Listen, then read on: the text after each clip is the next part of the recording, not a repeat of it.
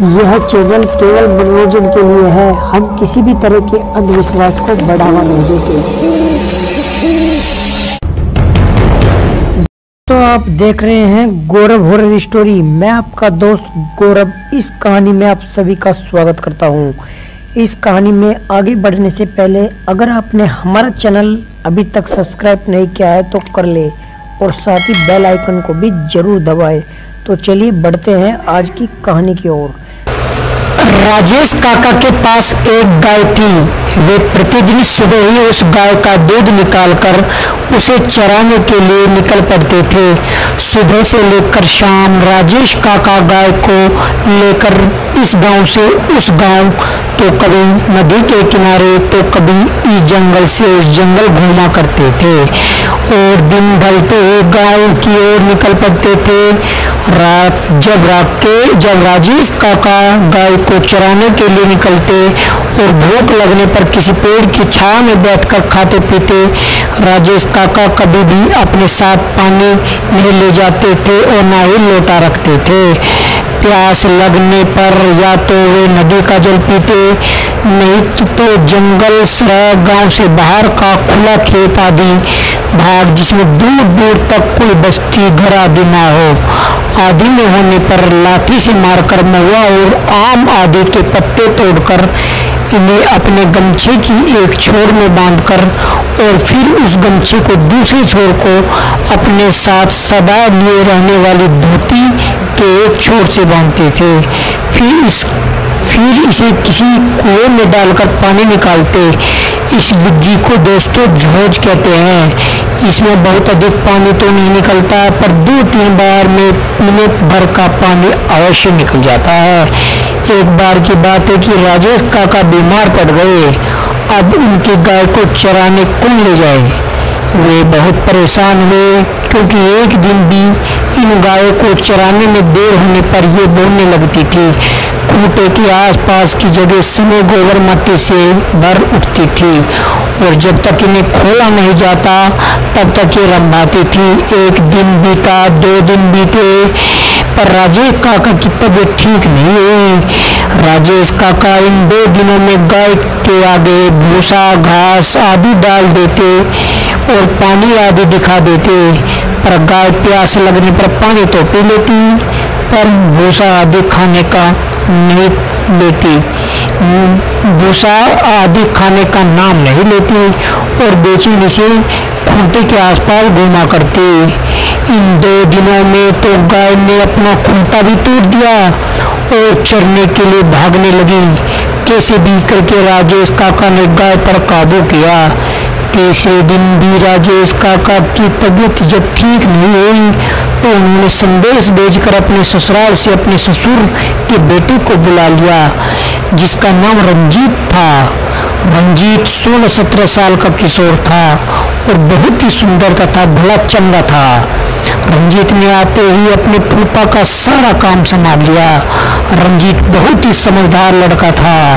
वह प्रतिदिन सुबह 3 बजे ही जग जाता और नित्य से बैठकर 5 बजे तक पढ़ाई करता और उसके बाद गाय को खोलकर चराने के लिए निकल पड़ता।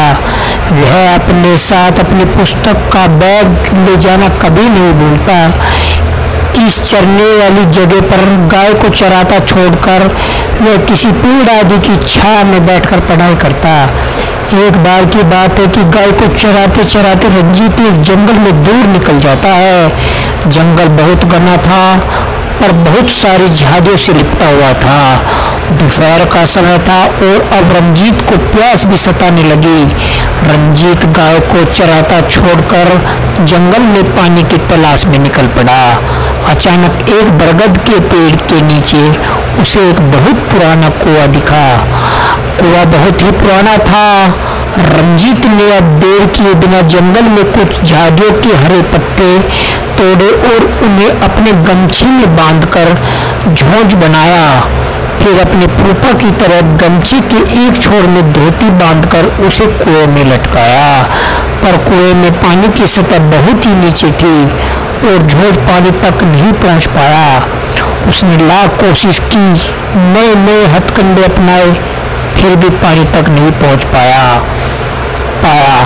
अब वह पसीने से तरबतर हो गया था और धोती से सर पर के पसीने को पोंछते हुए उसे कुएं की जगह पर बैठकर कुछ सोचने लगा। तभी पायल की छम छम आवाज ने उसके सोचने पर मजबूर कर दिया। उसने पीछे मुड़कर देखा तो कुछ दूर पर हिरनी की चाल से अपने पायलों की झनकार करते हुए चेहरे पर हल्की मुस्कान व गालों पर हल्की लाली लिए एक किशोरी उसकी तरफ चली आ रही है।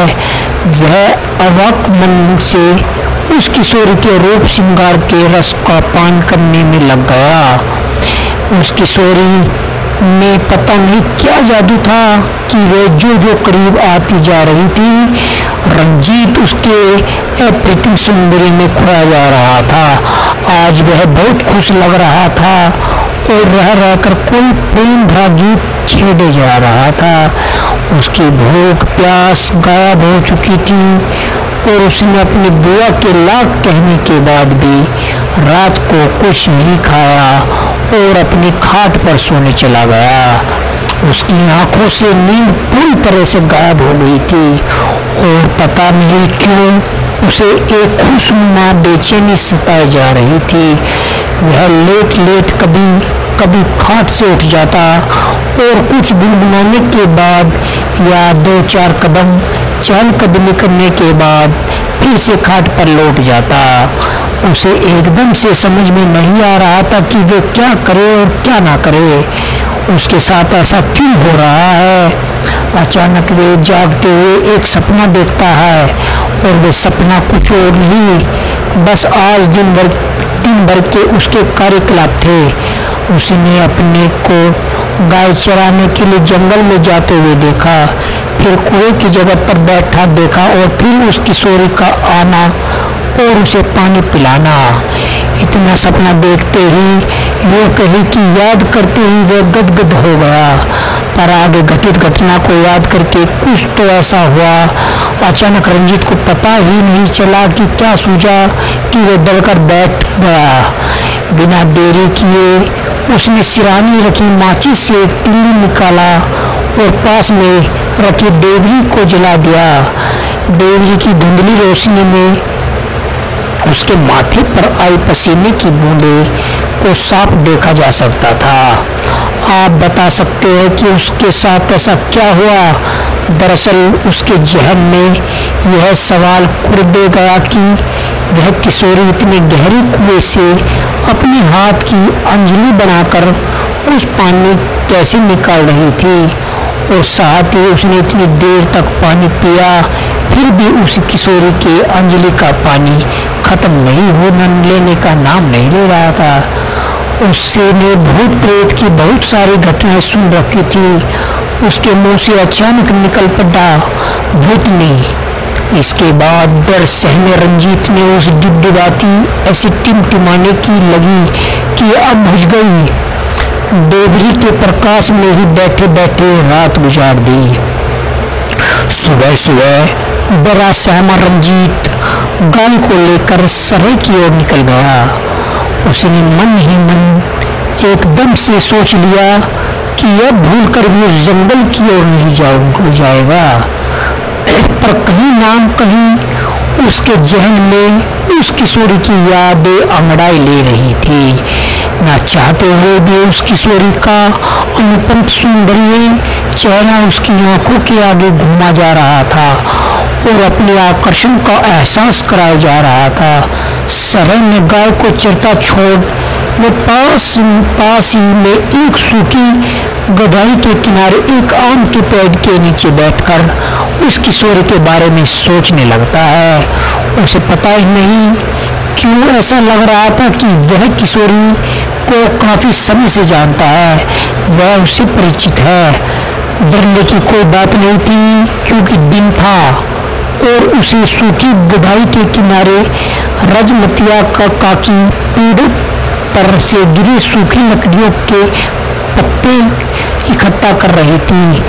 लेटे लेटे रंजीत के पता नहीं कब नींद आ गई, पर नींद में भी वह सहमा सहमा दिख रहा था। पर कभी कभी उसके चेहरे पर एक मिनट मुस्कान आ जाती। ऐसा लग रहा था कि किसी भूत और देवता की लड़ाई देख रहा हो।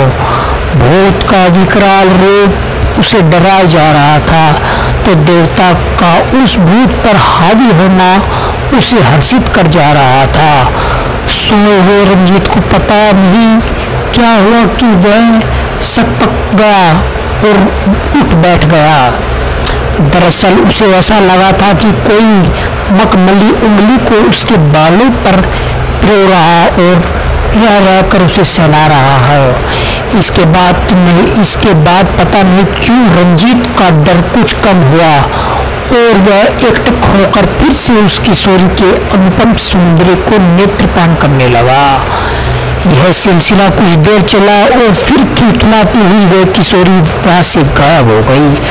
अब तो आए दिन रंजीत उस किशोरी के साथ काफी समय बिताने लगा। वह दोनों अब खुलकर एक दूसरे से बातें करने लगे। रंजीत उसे इंसानी कहानियां सुनाता और अपने गांव घर की बात सुनाता और वह किशोरी अपने लोक की बातें बताती, अपने जीवन के रोचक किस्से सुनाती। आखिर वे दोनों इतने करीब आ गए कि सदा के लिए एक साथ जीने मरने के लिए तैयार हो गए।